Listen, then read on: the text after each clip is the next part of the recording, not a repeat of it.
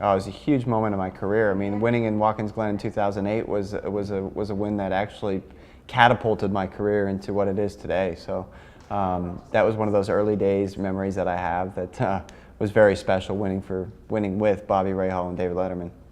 You kind of get later in the season when you're coming to the Glen, especially this year. Does that almost affect the way that you plan within the race?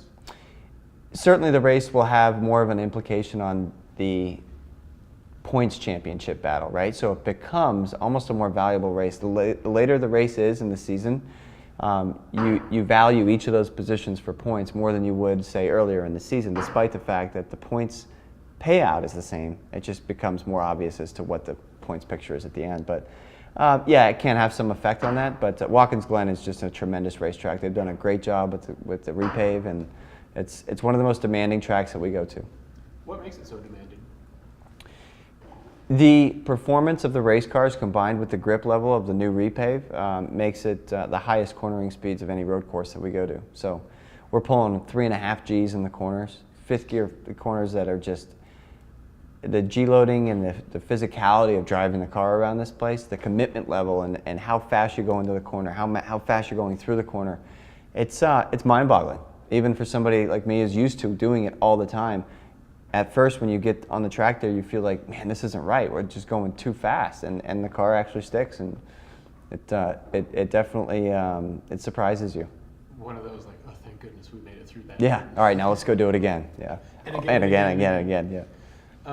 When you were out around the country or internationally, has the Indy 500 winner label just continued and catapulted you throughout all of your travels? It's definitely another level.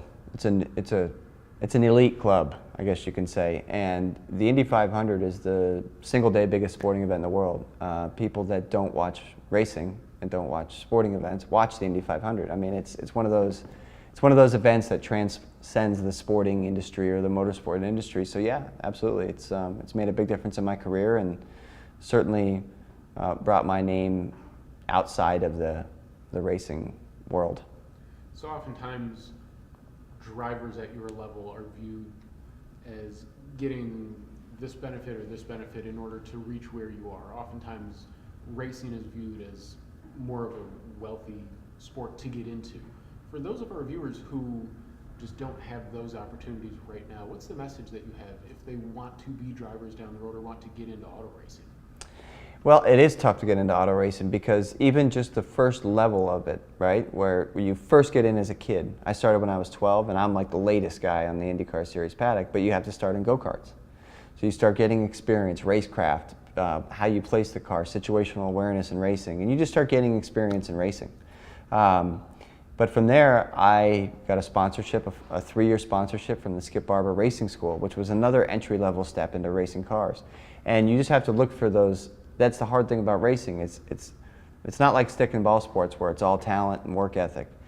You have to have the work ethic and the talent, but then it also has to come together off the racetrack, the financial support. And that was the toughest part of my career. I went for years jobless, 4 years in total almost, where my career was almost over. But luckily found the breaks I needed to and kept pushing hard. And now I've been with Andretti Autosport for 8 years and have a contract through 2020.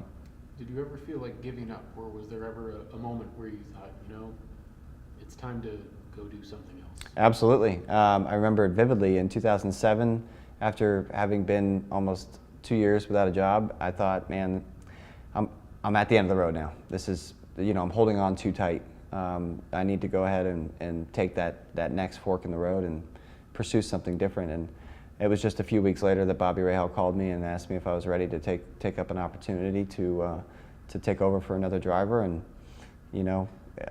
never looked back. Grabbed the opportunity and just went for it. And like I said, it ended up catapulting my career. And even at Andretti Autosport, starting off in 2010, only a 3-race deal, and we went out and finished second in our first race and won the next one. And I've been there ever since. So it's then all of a sudden the deal gets a little bit longer. Yeah, exactly.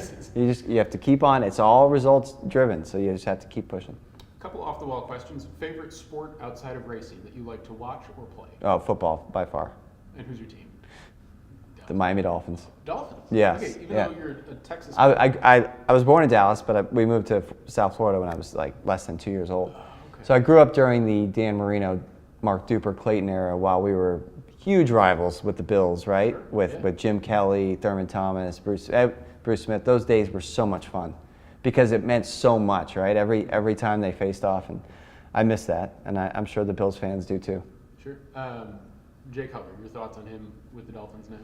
Well, really bummed about Ryan Tannehill. I think he has a lot of promise there. I think he's a talented kid, very smart, and I think he's good for the franchise. But unfortunately, knee injuries plague quarterbacks and in the NFL. But Jay Cutler, the numbers behind the deal, I have no idea. I don't know how all that works out. It's much different than racing, but you get somebody smart and who's actually going to think about where he puts the ball in there. It's a good thing. I think Matt Moore is also a great option. So we'll see how it plays out. But can't help but feeling on our back foot at this time.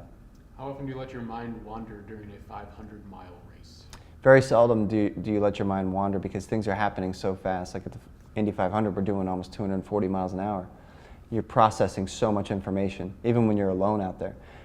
Where you have to place the car, you start thinking about where you have to place the car midway down the back straightaway. By the time you get into the corner, you're starting to turn in, you're already at mid-corner. That's how fast it all happens. So your mind very, very rarely wanders, but if you make a mistake by placement of the car by a few inches at times, it could mean an accident.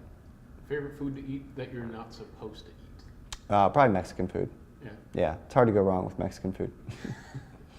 And favorite thing to do just when you're not racing, just kind of kick back, relax? Just sharing time with my kids and being on the water. That's the big thing. Fishing and free diving. Would you let them race if they wanted to? I would let them, yes. I hope they would choose another career path because I know how tough it was. I have a real passion for racing. I really love everything about it. It taught me a lot in my life. But the likelihood of coming out the other end as a professional racing driver when there's, like for IndyCar, there's only 23, 25 seats available. It's just not so much of a hit rate, a success rate. So that would be my main concern.